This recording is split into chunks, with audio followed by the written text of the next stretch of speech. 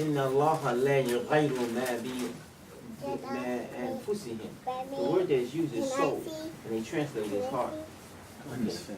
But I'm on this plane, and I asked Allah, I said, oh Allah, what is in me that I need to change in order that I can get your help? That's the question I asked. So Allah says then to me, He said, just obey me and do what I want you to do. And He said, you think, because I was in construction, I did many things, different types of things that I did, trying to make money so that I can build up the Islamic Learning Institute so I can be able to do the work. And Allah tells me, He said, you think going to do all those things is going to get you the money you need to do what I want you to do. And I gave that to them. That's just how He said. He said, I gave that to them. That money you going to do all this with and then bring it back. He said, I will give it to you. Just obey me and do what I want you to do. So my business partner at that time, Abdullah, when I landed back in Florida, I told him, I said, look, we was doing the story. I said, look, we're going to have to separate. I'm still help. I said, but I got to do what Allah created me to do. And I told my wife about it. Okay. But you know these bills got to be paid. You know, women. Anyway, so I've been doing this. This is what I do. You know, that means that don't mean I don't do a little this, a little that. But I try and do this work. You know, and sometimes I go places and they support it. You know, and it's hard sometimes. You know, just like today, I think I might have sold about 8 CDs.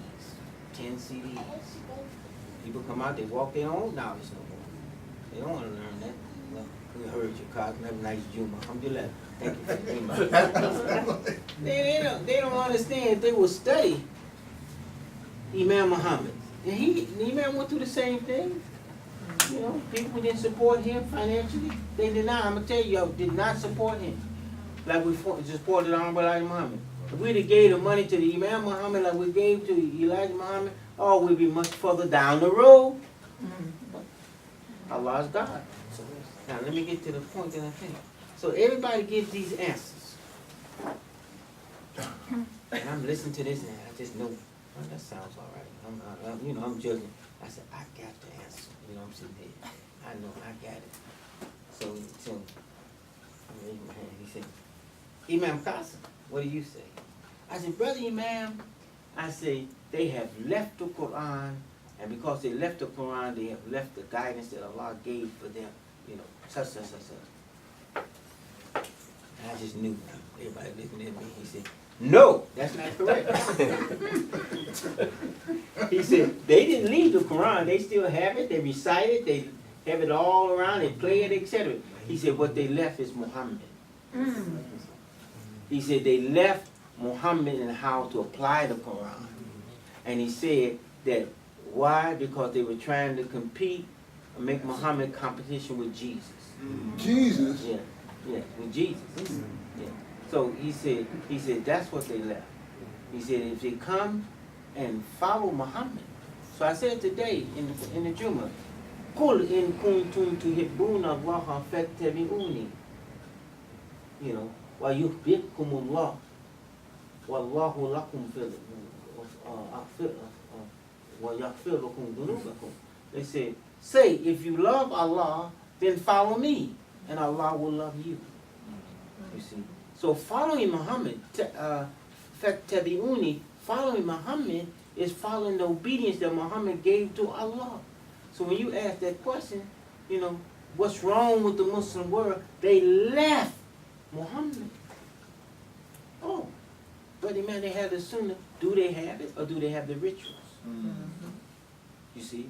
Muhammad, the Prophet sallallahu alaihi wasallam, it says in the Quran, وَمَا أَرْسَلْنَاكَ إِلَّا رَحْمَةٌ لِلْعَالَمِينَ. We have not sent you, O Muhammad, except as a mercy to all of the world. And now, listen to this.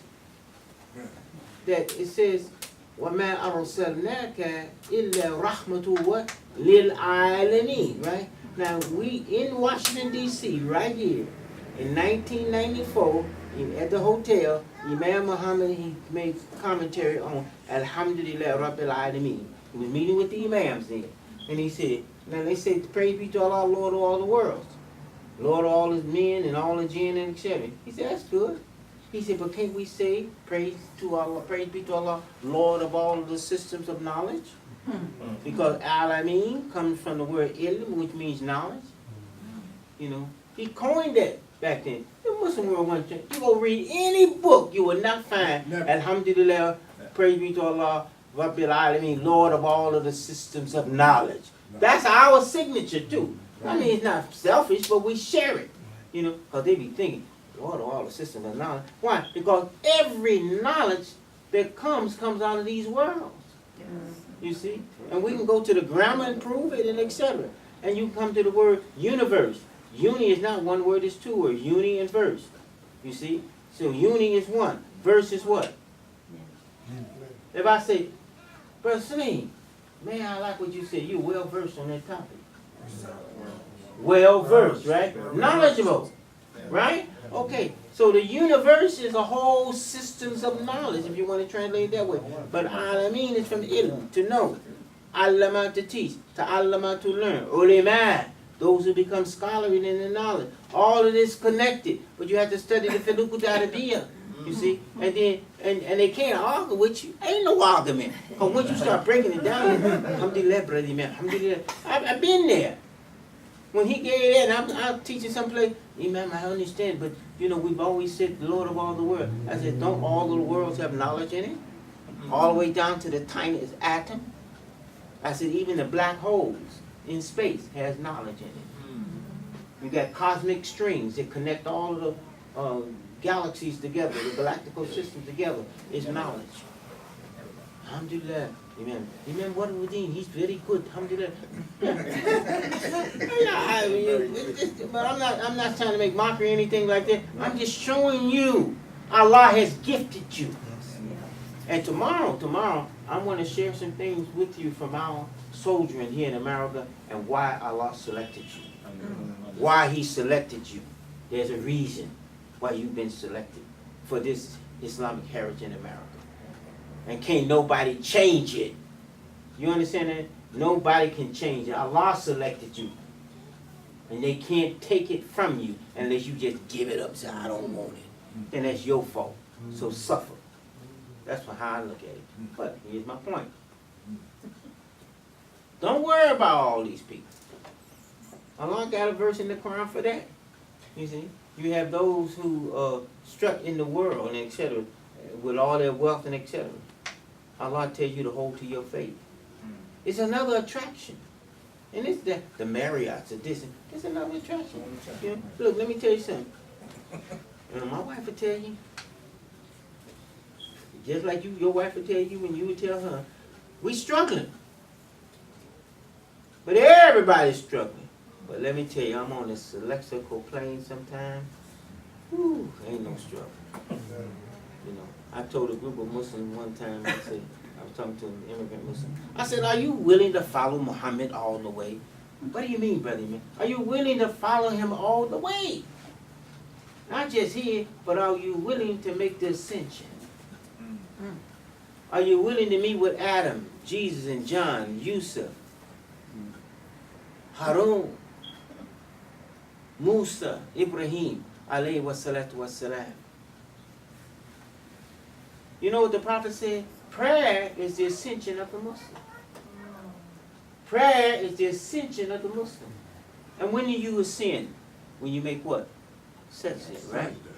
Now, how many steps on the ascension? 7, right?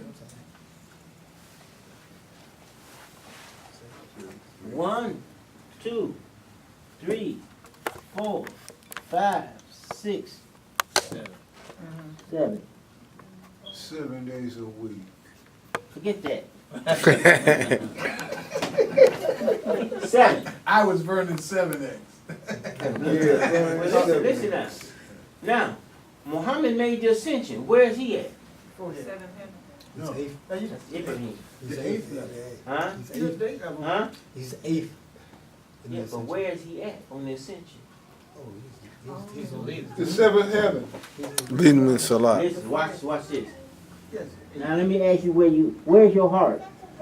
In the center. It's Above your head. Above you. It's above all of them. Cause see, you're on one level, Good God. and the heart is above it all. And it managed it and it led it in prayer. And what was revealed on the heart? Allahu Akbar. I'm giving you tafsir of W.E. Muhammad. Allahu Akbar. You can say what you want to say. You can get, well, I haven't gotten that from my sheikh. Okay, that's okay. Go find him and he'll finish studying and he'll come up with it one day. I had a brother tell me once in North Carolina, I was in the Arabic class, but I was explaining the graduation of the prayer and how when you got to the zenith, you don't pray when it's at the zenith, do you? Huh? No. Zenith. Between the two horns of Satan. Yeah. Okay. Let me finish. And you've been dealing hadith words. You lost. It's okay. It's good. It's good. I love Imam Muhammad. Imam Muhammad said, look, he said, and I don't have time to spin all this right now. We have to do another thing. But Fajr, and then you come to Dhuhr. But before Dhuhr, you have the zenith. And he said, and you don't pray at that time. He said, why don't you pray at that time? He said, because that's the office of Prophet Muhammad sallallahu alaihi wasallam. Okay, so I'm explaining this, and I'm going to a whole lot of explanation. And so the brother, he goes and come back for the class next week, and he said, Imam Qasim, when you were talking last week about the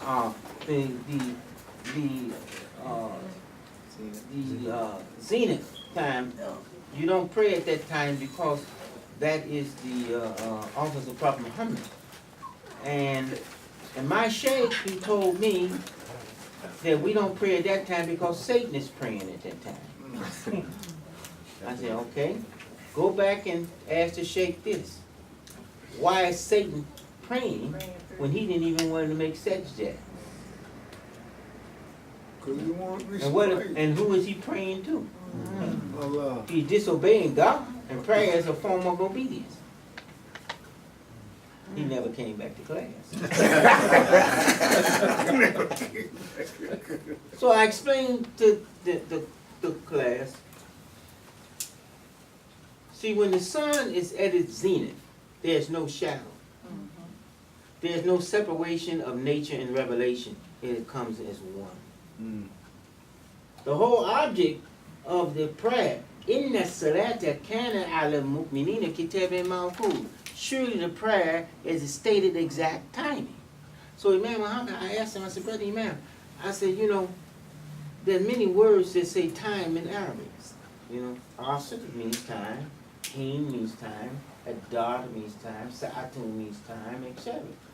I said, Mawqut is time too. Where are the difference? He said, the Mawqut is exact timing of obedience. So when you say, Inna salata kanat ala al-mu'minina kitaban mawqut, surely the prayer is a stated exact time.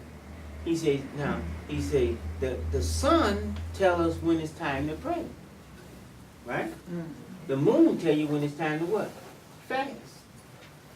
He said the sun not only represents light, but it represents enlightenment. It goes up and goes down. This is how man's knowledge goes, and that knowledge is a breathing process that keeps advancing man's creation. At one time you walk, now you're flying on the moon. So your knowledge has kept advancing and accepting. So he said, and this is what he said. He said, anytime you pray at the stated time that Allah has exacted, you know, he said, what you are praying for is in line with the cosmic order in the creation, and it will assist you in what you're praying for. Because the whole creation is obeying Allah. You see? So your system comes in with this obedience. You see? Now you say, well, let me go see what time to pray is. He said, I'm not talking about them numbers they put on them pieces of paper. You see? Because Zuhr has a time between here and there, and also have a time between here. You got that type, you got all that time for Zuhr, and all that time for Asr, and all that time for Maghrib. You see? There's a time name that Allah wrote. You see? So these are things, look, let me tell you something, brothers and sisters. I know that you're good Muslims. You love this religion, you love Allah and etc. But you have to study. There's no way, let me tell you something, there's no way. Now Hamza, he knew me when I was Lieutenant Larry 3X in Chicago. He came to Chicago to work with us and etc. And as a lieutenant, I worked hard. Because I believed in Elijah Muhammad and I believed in that mission. But when the transition came, I didn't hesitate on one bit. I went on, you know, and he know I used to get whooped for studying books up there. You know, studying Arabic. Brother told me, brother, you don't need that Arabic. Allah gonna teach us Arabic when we get what? To Egypt in a twinkling of an eye. Lessons or something like that? No. I was